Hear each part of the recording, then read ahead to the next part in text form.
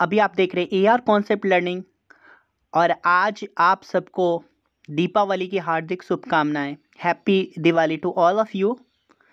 आज के इस वीडियो में हम बात करने जा रहे हैं DLED first year F1 paper understanding the society education and curriculum, समाज शिक्षा और पाठ्यचर्या की समझ के यूनिट 5 के जो क्वेश्चंस थे वो पिछली वीडियो में हमने नहीं बनाई थी, तो आज हम उस टॉपिक पे बात करेंगे।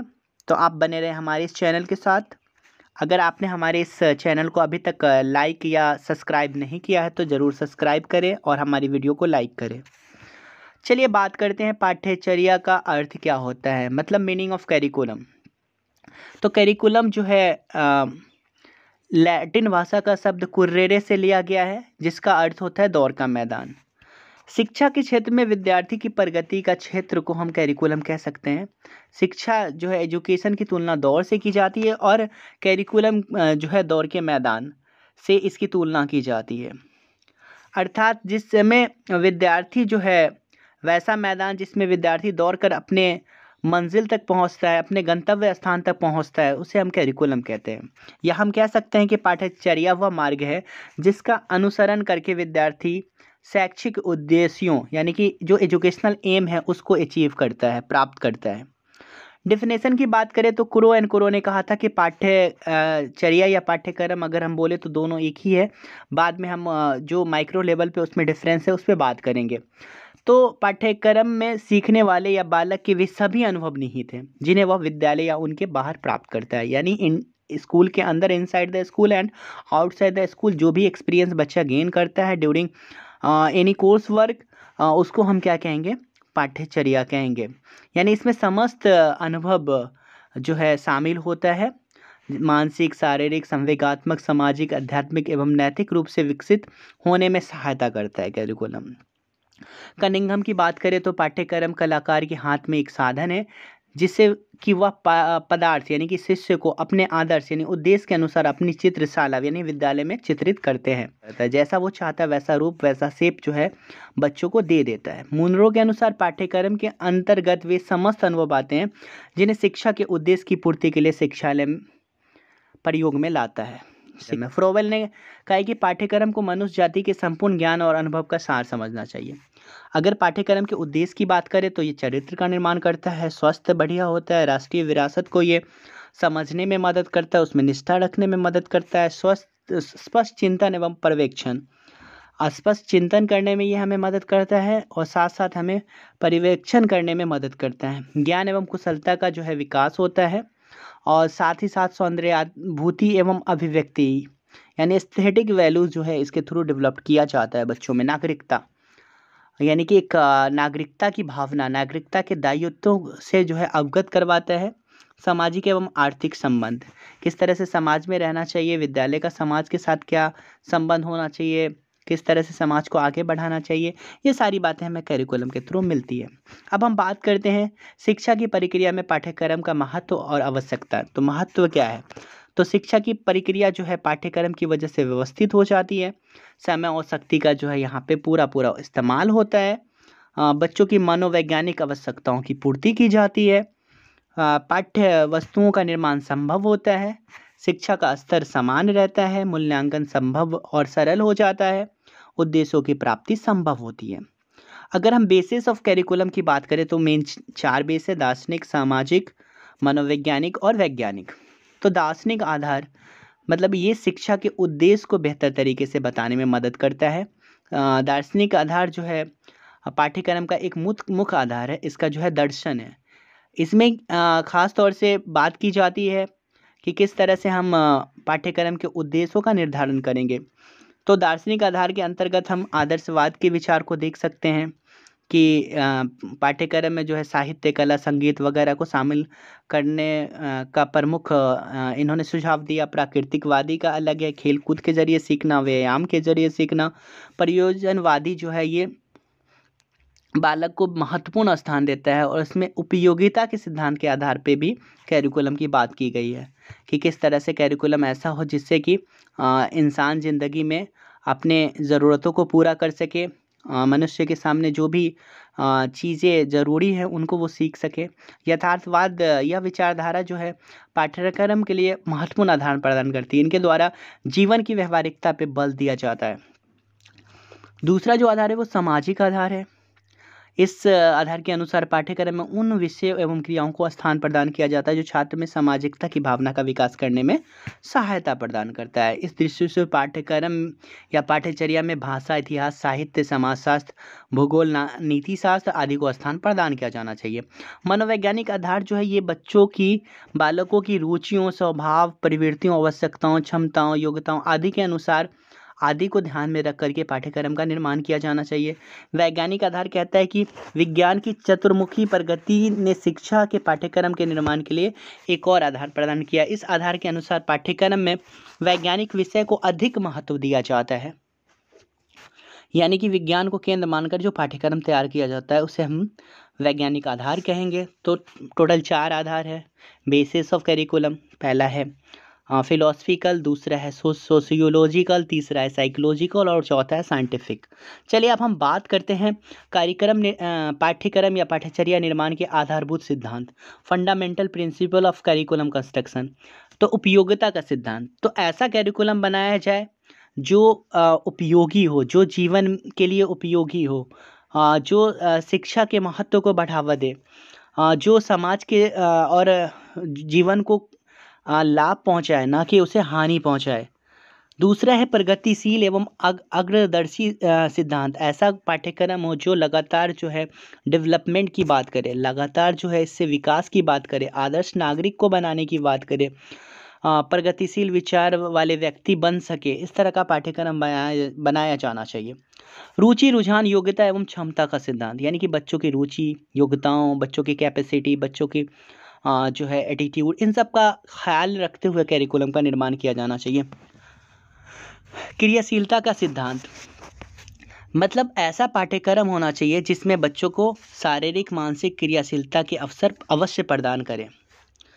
बाल केंद्रित पाठ्यक्रम, बच्चों को जीवन के लिए तैयार होने के लिए जो पाठ्यक्रम बनाया जाए, बच्चों की रुचि के इंटरेस्ट के अकॉर्डिंग बनाया जाए, बच्चों की आवश्यकताओं को देखते हुए बनाया जाए। लचीलेपन का सिद्धांत, मतलब करिकुलम ना तो कठोर हो, करिकुलम ऐसा हो जिसमें हर तरह के सब्जेक्ट को चुनने का बच्चों को अवसर मिलना चाहिए। लचीलेपन का सिद्धांत ये कहेगा।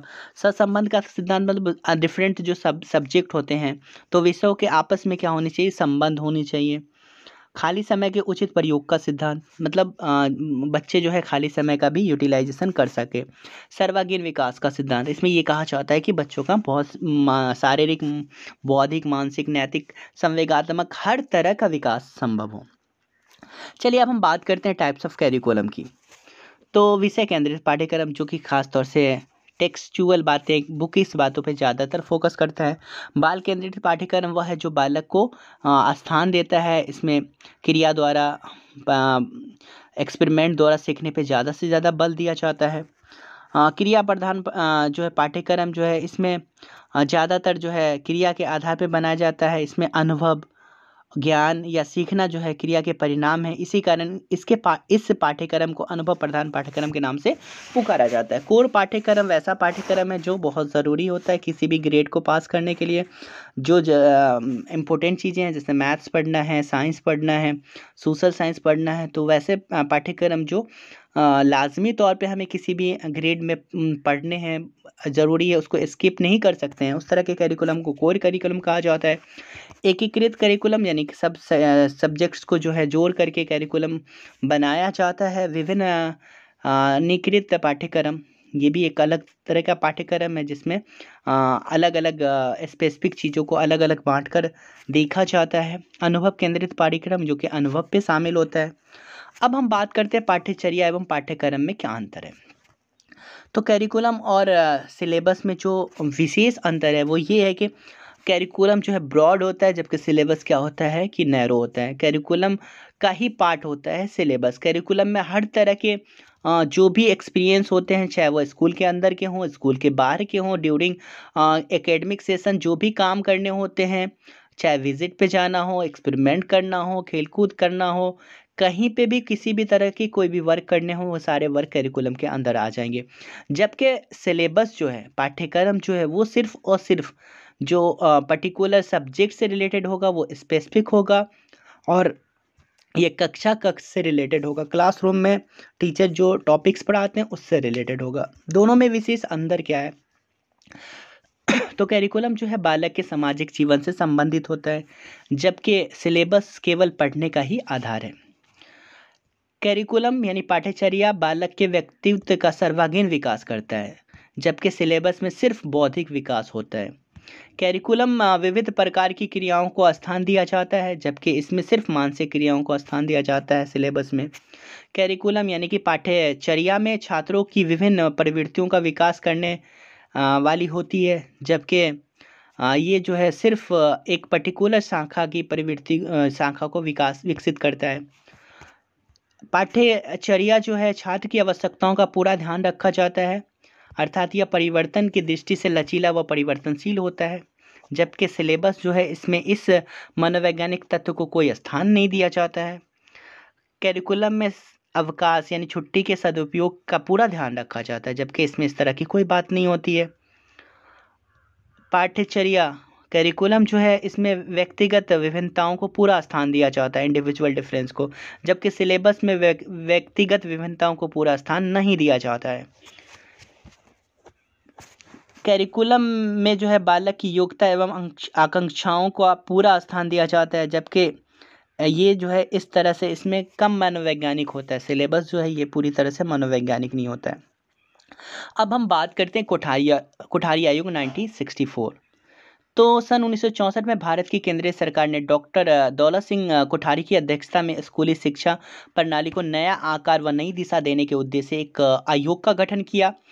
इसे कोठारी आयोग के नाम से जाना जाता है। डॉक्टर कोठारी उस समय विश्वविद्यालय अनुदान आयोग के अध्यक्ष थे। आयोग ने स्कूली शिक्षा की गहन समीक्षा प्रस्तुत की, जो भारत के शिक्षा के इतिहास में आज भी सर्वाधिक गहन अध्ययन माना जाता है। कोठारी आयोग या राष्ट्रीय शिक्षा आयोग भारत का पहला ऐसा आयोग है जिसने अपनी रिपोर्ट में सामाजिक बदलावों को ध्यान में रखते हुए कुछ ठोस सुझाव दिए हैं। स्वतंत्र होते ही अपने देश की शिक्षा प्रणाली में सुधार के प्रयास शुरू किए गए थे। इस संदर्भ में भारत सरकार का पहला कदम था विश्वविद्यालय शिक्षा आयोग की नियुक्ति। इस आयोग में विश्वविद्यालय शिक्षा के प्रशासन, संगठन और उनके स्तर को ऊंचा उठाने संबंधित ठोस सुझाव दिए गए थे। देश भर के लिए समान शिक्षा नीति का निर्धारण करने के उद्देश्य से 14 जुलाई 1964 को डॉक्टर DS कोठारी, जो कि तत्कालिक विश्वविद्यालय अनुदान आयोग के अध्यक्ष थे, में 17 सदस्यीय राष्ट्रीय शिक्षा आयोग का गठन किया गया। इस आयोग को इनके अध्यक्ष के नाम पे कोठारी आयोग कहते हैं। अब हम बात करते हैं कोठारी आयोग के उद्देश्य, एम ऑफ कोठारी कमीशन। तो इसका जो है एम निम्नलिखित है कि भारतीय शिक्षा प्रणाली की गुणवत्ता में सुधार हेतु शोध करना, यानी कि क्वालिटी एजुकेशन के लिए रिसर्च करना, एवं सुधार हेतु भारत सरकार को उचित सुझाव प्रदान करना। इसके अलावा भारत में शिक्षा नीति के निर्माण में सरकार को उचित सुझाव प्रस्तुत करना, जिससे भारतीय शिक्षा के स्तर में वृद्धि की जा सके। भारतीय शिक्षा की कमियों को उजागर करना एवं उन कमियों के कारणों का पता लगाकर उनकी सूचना भारत सरकार के सम्मुख प्रस्तुत करना। भारतीय शिक्षा को हर प्रांत में समान रूप से लागू करने के लिए शिक्षा स्तर को समान बनाने हेतु सुझाव प्रस्तुत करना। भारतीय शिक्षा प्रणाली में एकरूपता लाना। कोठारी आयोग के सुझाव: समान पाठ्यक्रम के जरिए बालक बालिकाओं को विज्ञान व गणित की शिक्षा दी जाए। 25% माध्यमिक स्कूलों को व्यावसायिक स्कूल में परिवर्तन कर दिया जाए। सभी बच्चों को प्राइमरी कक्षाओं में मातृभाषा में ही शिक्षा दी जाए। माध्यमिक स्तर पर स्थानीय भाषाओं में शिक्षण को प्रोत्साहन दिया जाए। 1 से 3 वर्ष की पूर्व प्राथमिक शिक्षा दी जाए। 6 वर्ष पूरे होने पर पहली कक्षा में नामांकन किया जाए। पहली सार्वजनिक परीक्षा 10 वर्ष की विद्यालय शिक्षा पूरी करने के बाद ही हो। विषय विभाजन कक्षा 9 के बदले कक्षा 10 में हो। उच्च शिक्षा में 3 या उससे अधिक वर्ष का स्नातक पाठ्यक्रम हो और उसके बाद विविध अवधि के पाठ्यक्रम हो। माध्यमिक विद्यालय 2 प्रकार के होंगे, उच्च विद्यालय और उच्चतर विद्यालय। कॉमन स्कूल सिस्टम लागू किया जाए तथा स्नातकोत्तर तथा तक की शिक्षा जो है मातृभाषा में दी जाए। शिक्षा की आर्थिक, सामाजिक व व्यावसायिक स्थिति सुधारने की सिफारिश की गई है। कोठारी आयोग का 5 सूत्री कार्यक्रम। शिक्षा को उत्पाद से जोड़ना चाहिए। शैक्षिक कार्यक्रमों के द्वारा सामाजिक व राष्ट्रीय एकता पर बल देना चाहिए। शिक्षा के माध्यम से प्रजातंत्र का विकास करना चाहिए। सामाजिक, नैतिक, आध्यात्मिक मूल्यों का विकास करना चाहिए। शिक्षण मनोवृत्ति व मूल्यों के द्वारा कौशल का विकास करते हुए समाज का आधुनिकीकरण करना चाहिए। कोठारी आयोग के दोष दिए गए हैं कि क्या क्या कमियां थी। अगर हम निष्कर्ष की बात करें तो कोठारी आयोग का शिक्षा के क्षेत्र में बेहद अहम योगदान है। इसके जरिए भारतीय शिक्षा प्रणाली को और सुदृढ़ बनाया गया है। इसने शिक्षा के क्षेत्र में एक नए युग का आरंभ किया है। शिक्षा के बजट में वृद्धि करने का पूर्ण रूप से कार्य कोठारी आयोग के माध्यम से ही पूरा हो पाया है। इसका शिक्षा के क्षेत्र में बहुमूल्य योगदान रहा है। अब हम बात करते हैं राष्ट्रीय शिक्षा नीति 1986 की। भारतीय संविधान के चौथे भाग में उल्लेखित नीति निर्देशक तत्व में कहा गया है कि प्राथमिक स्तर के सभी बच्चों को अनिवार्य एवं निःशुल्क शिक्षा की व्यवस्था की जाए। 1948 में डॉक्टर राधाकृष्णन की अध्यक्षता में विश्वविद्यालय शिक्षा आयोग के गठन के साथ ही भारत में शिक्षा प्रणाली को व्यवस्थित करने का काम शुरू हो गया था। 1952 में लक्ष्मण स्वामी मुदालियर की अध्यक्षता में गठित माध्यमिक शिक्षा आयोग तथा 1964 में दौलत सिंह कोठारी की अध्यक्षता में गठित शिक्षा आयोग की अनुशंसा के आधार पर 1968 में शिक्षा नीति पर प्रस्ताव प्रकाशित किया गया, जिसमें राष्ट्रीय विकास के प्रति वचनबद्ध, चरित्रवान तथा कार्यकुशल युवक युवतियों को तैयार करने का लक्ष्य रखा गया। मई 1986 में नई राष्ट्रीय शिक्षा नीति लागू की गई, जो अब तक चल रही है। इस बीच राष्ट्रीय शिक्षा नीति की समीक्षा के लिए 1990 में आचार्य राममूर्ति की अध्यक्षता में एक समीक्षा समिति बनाई गई तथा 1993 में प्रोफेसर यशपाल समिति का गठन किया गया। नई शिक्षा नीति 2020 भारत की शिक्षा नीति है, जिसमें भारत सरकार द्वारा 29 जुलाई 2020 को घोषित किया गया है। सन 1986 में जारी हुई नई शिक्षा नीति के बाद भारत की शिक्षा नीति में यह पहला नया परिवर्तन है। यह नीति अंतरिक्ष वैज्ञानिक के कस्तूरी रंगन की अध्यक्षता वाली समिति की रिपोर्ट पर आधारित है। अब हम बात करते हैं राष्ट्रीय शिक्षा नीति में शिक्षा को भारत की वर्तमान स्थितियों एवं आदर्शों के अनुसार बनाया गया है। इसमें कुल 12 पाठ है जो आप देख सकते हैं। भूमिका है शिक्षा का सार तथा भूमिका, राष्ट्रीय शिक्षा प्रणाली, समानता के लिए शिक्षा, विभिन्न स्तरों पर शिक्षा का पूर्ण गठन, तकनीकी एवं प्रबंधीय शिक्षा प्रणाली को कार्यशील बनाना, विषय सामग्री तथा प्रक्रिया का नवीनीकरण करना, शिक्षक की शिक्षा की बात की गई है, शिक्षा का प्रबंधन की बात की गई है, साधन एवं पूर्ण निरीक्षण की बात की गई है और भविष्य।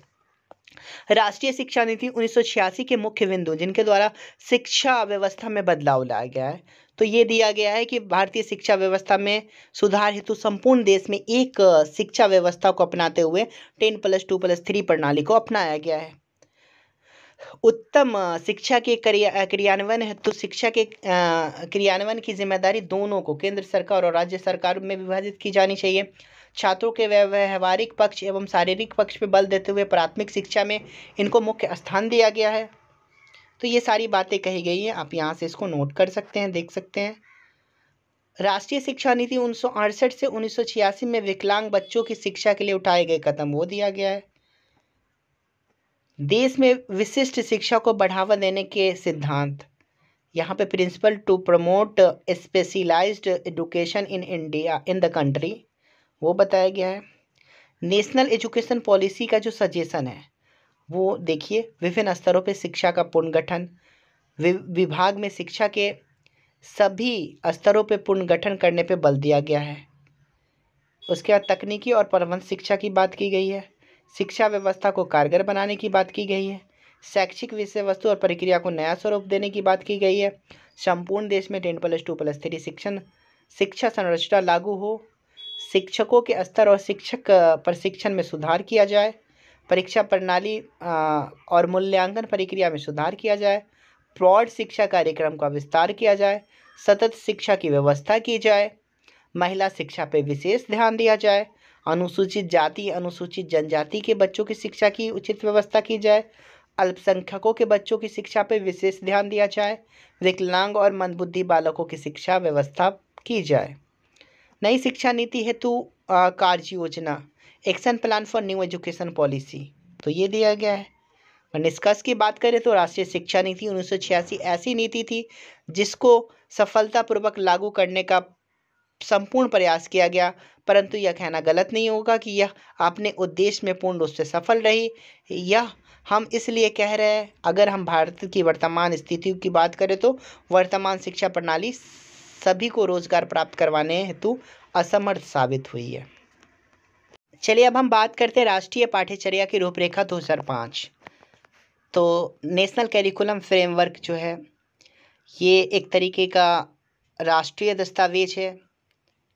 राष्ट्रीय पाठ्यचर्या की रूपरेखा का उद्धरण रविंद्रनाथ टैगोर के निबंध सभ्यता और प्रगति से हुआ है, जिसमें उन्होंने बताया कि सृजनात्मकता, उदार आनंद बचपन की कुंजी है। राष्ट्रीय पाठ्यचर्या की रूपरेखा 2005 का अनुवाद संविधान की 8वीं अनुसूची में दी गई सभी भाषाओं में किया गया है। यह विद्यालय शिक्षा का अब तक का नवीनतम राष्ट्रीय दस्तावेज है। एनसीएफ 2005 के 5 मार्गदर्शक सिद्धांत हैं कि ज्ञान को स्कूल के बाहर जीवन से जोड़ा जाए, पढ़ाई को रटन प्रणाली से मुक्त किया जाए, पाठ्यचर्या पाठ्यपुस्तक केंद्रित न रह जाए, कक्षा कक्ष को गतिविधि से जोड़ा जाए एवं लचीला बनाया जाए, राष्ट्रीय मूल्यों के प्रति आशावान विद्यार्थी तैयार हो या राष्ट्रीय महत्व के बिंदुओं को पाठ्यक्रम में शामिल किया जाए। नेक्स्ट है सिद्धांत के संबंध में महत्वपूर्ण तत्व। एनसीएफ 2005 का मुख्य उद्देश्य जीवन एवं ज्ञान के मध्य की दूरी को कम करना है। इस प्रक्रिया में बच्चों के विद्यालय जीवन को बाहरी जीवन से जोड़ना है। जो बातें अभी बताई गई है 5 जो है सिद्धांत, उसी के बारे में बात की जा रही है यहाँ पे। चलिए आगे हम बात करते हैं। एनसीएफ 2005 में लिखा गया है कि शिक्षा को मुक्त करने वाली प्रक्रिया के रूप में देखा जाना चाहिए। शिक्षा की प्रक्रिया को सभी तरह से शोषण और अन्य गरीबी, लिंग भेद, जाति से मुक्त होना पड़ेगा, जो हमारे बच्चों को इस प्रक्रिया से वंचित करते हैं।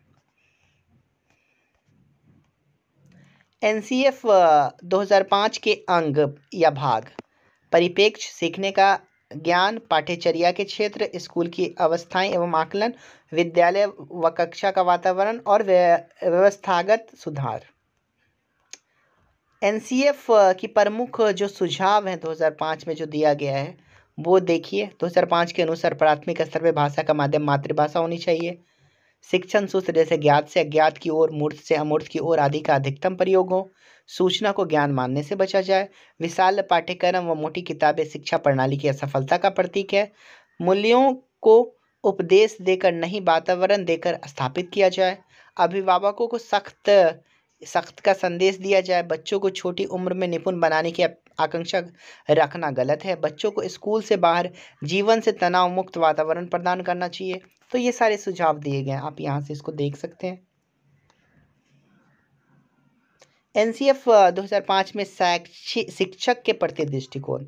तो शिक्षक के बारे में शिक्षक जो है ज्ञान का स्रोत नहीं है, बल्कि वह एक सुगमकर्ता है या फैसिलिटेटर है, जो सूचना को अर्थबोध में बदलने की प्रक्रिया में विविध उपायों द्वारा बच्चों हेतु सहायक है। यानी कि टीचर का काम है कि वो एक तरीके से फैसिलिटेटर का बच्चों को मार्ग बता दे, बच्चा खुद ब खुद लर्निंग कर लेगा। कंस्ट्रक्टिविज्म अप्रोच पे जो है एनसीएफ 2005 बेस्ड है।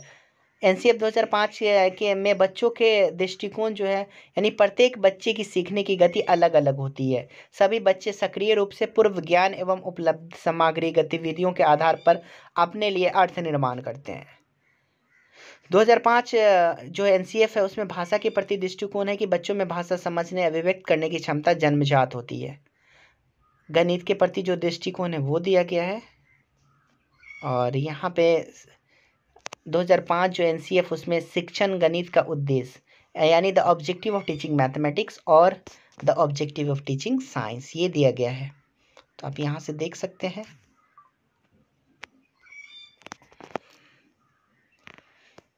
तो इस तरह से आज हम बात कर रहे थे यूनिट 5 F1 पेपर जो है समाज शिक्षा और पाठ्यचर्या की समझ उसके।